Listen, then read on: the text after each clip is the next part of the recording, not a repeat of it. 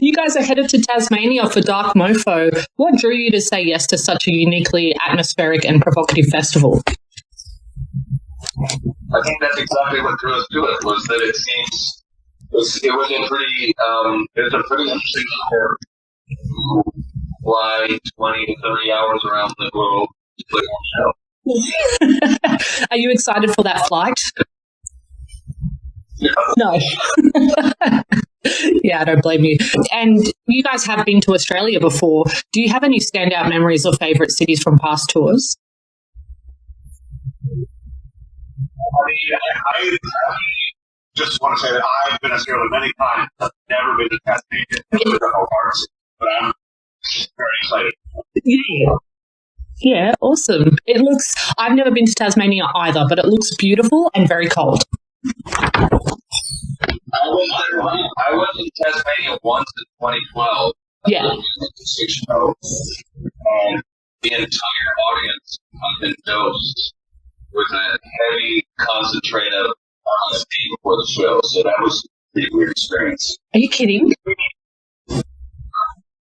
The owner of the bar where we played for 2 pitches of beer on the bar and gave the show for a significant amount of accident to the beer. And I think everybody knew. No.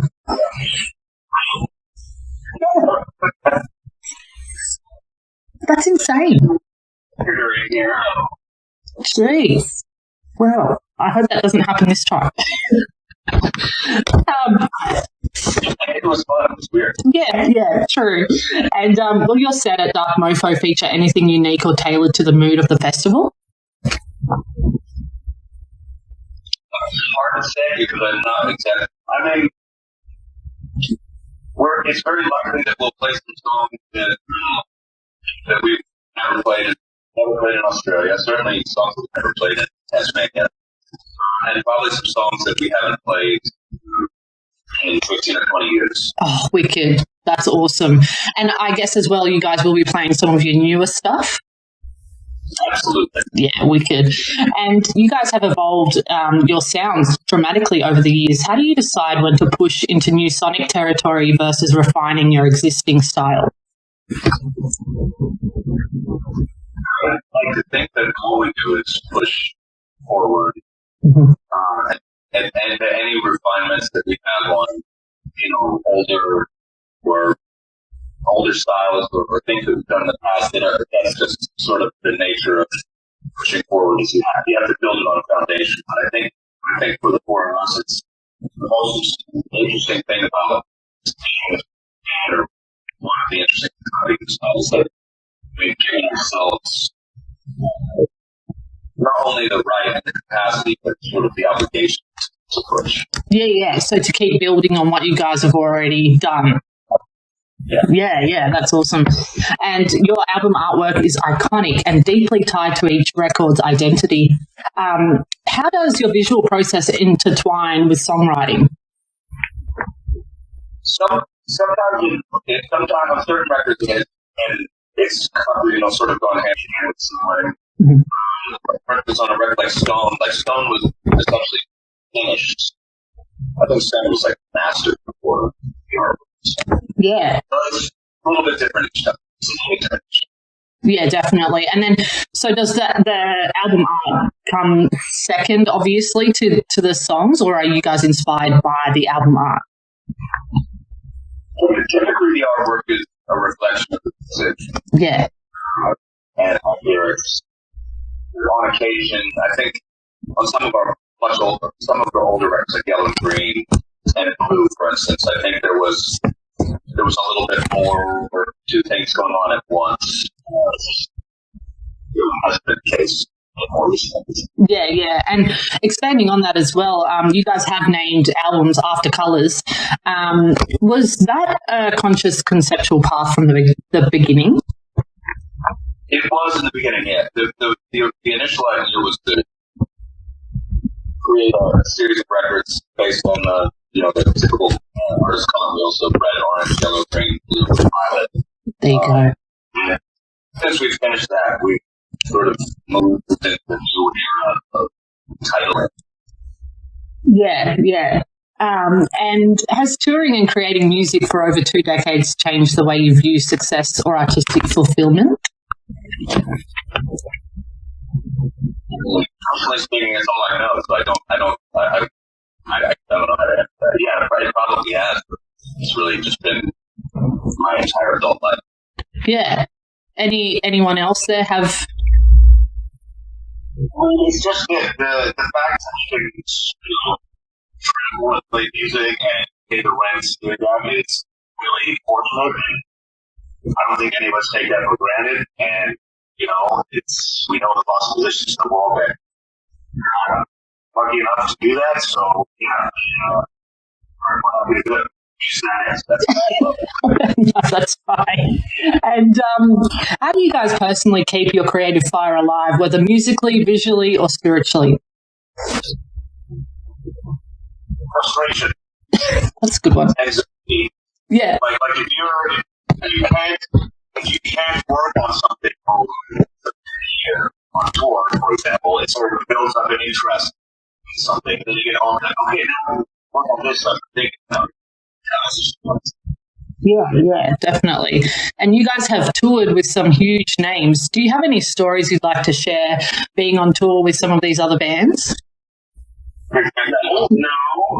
You sure? Damn it. That's all right. You keep your secrets. And mental health and endurance are major topics in heavy music circles these days. How do you guys stay grounded amidst the intensity? We work out all day long. Really? You guys look it. You're very buff. Well, thank you. We weren't fishing for compliments. Genuinely, I think, I don't know if it's a misconception that non-musicians have about musicians, but we're on stage for an hour or two every day, and then there's another 22 hours to continue it. So keeping I think the simple answer is in order to keep our minds fit, we try to keep our bodies fit in order to be able to perform our music the way that we want to with a level of intensity and passion that demands. You have to make sure that your mind and your body and your spirit are constantly aligned. Yeah, definitely. And in your downtime, do you guys all spend a lot of time together still, or are you like, get away from me?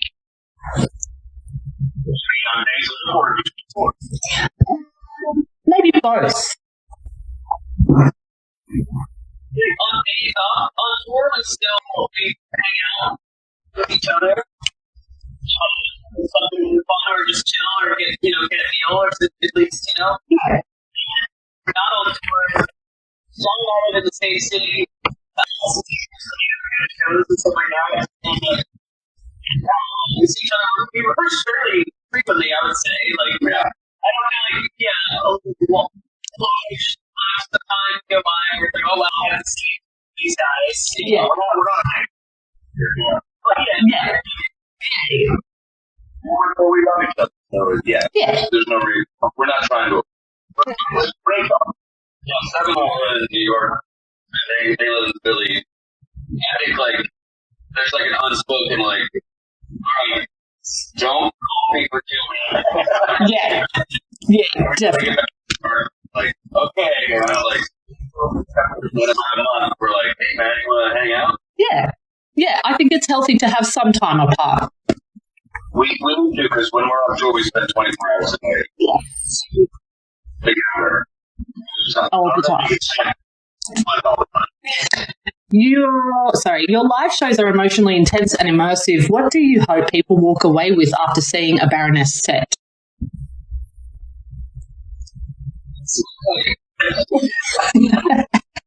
Guaranteed. I I'm trying to hope that everybody, I know that our fans feel a deep connection with the music. I'm aware that there can be a very emotional connection between our fans and our music and our stage performances. So I hope that for fans who are invested like that, I hope that whatever opportunities that they're trying to get out of the show, that we give them a place where that, where that kind of cathartic experience. It's not just a release of energy, of energy if somebody wants to sing or firstly, if somebody wants to sit there and really pay attention to what we do as musicians, it's, witness the technical aspects of our music. I think that this band is a good one for both sorts of things. Like there's both an exchange of energy, and we also write fairly technical music. So there's also a lot of detail to it. Yeah, definitely. So there's sort of something for every fan there, I guess, is what you're trying to say. I hope so. Yeah, yeah. And do you really feel the fans' energy as well when you're up on stage? 100%. I think that's the show is not whether or not we show up play music. The show is what kind of band shows up and what are they demanding of us as musicians, and where do they allow us to take them? I think that's the interesting thing for us to identify. Yeah. Because if that wasn't the case, the show is basically a rehearsal where we just go through the beats and emotions. I think would be really soul crushing after a while. Yeah. We're pretty sensitive. We're wanting to experience, more, I think, shows. Yeah. Their reactions. Yeah, interesting. I never thought about it like that. That's, yeah. There's the other thing that they say in sports where it's like you play the man, not the ball. So I think that's how I like to think about it. Like we're not playing our songs, we're playing the audience. They're giving us direction, they're giving us input that we need that dictates what kinds of subtleties we include, or what sort of temporal volume dynamics on stage. And I think that's the great one. I mean, I would like to think most musicians feel this way, but the crowd is everything. Yeah, great answer. And you've cultivated a deeply loyal fan base. What's one thing you wish more people knew or understood about Baroness?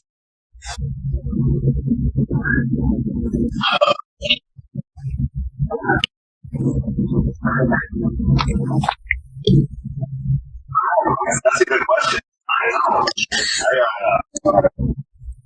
think I know words is a big secret. I think they understand. I'm trying to get the juicy answers out of you. That's right.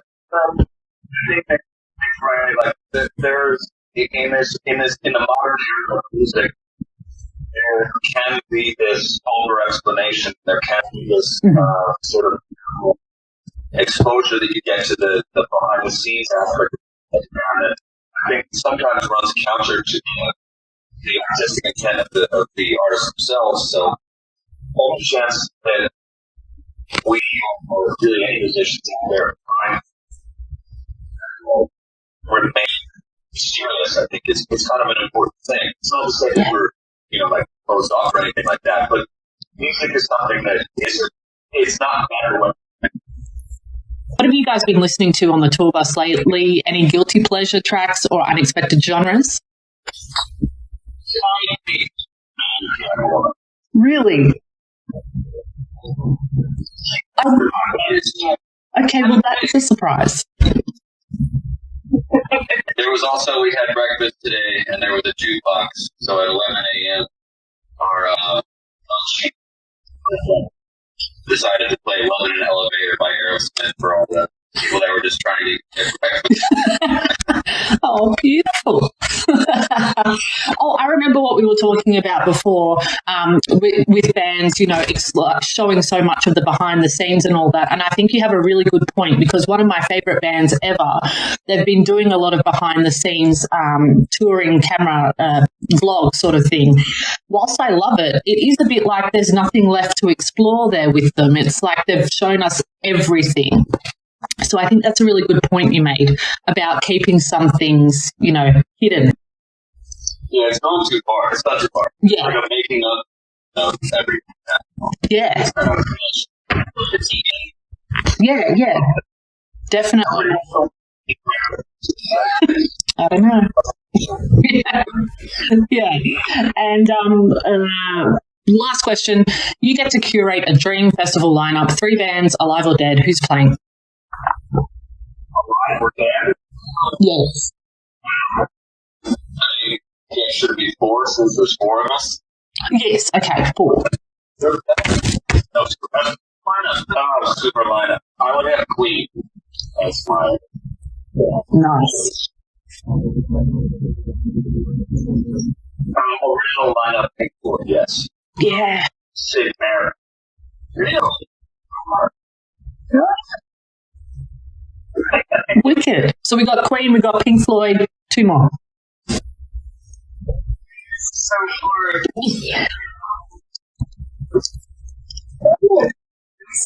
CC Top, just CC Top. Okay. Okay.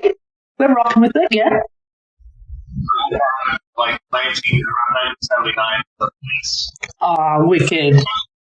Wicked. What a lineup. That is amazing. Guys, thank you so much for... Kind of alive or dead, so yeah, you open up the door, bro. I did. That's my own fault. Thank you guys so much for talking with me today. I'm sorry it was a bit cutting in and out there, but thank you guys so much. We can't wait to see you here in June. Okay, thank you. Thank you. Take care.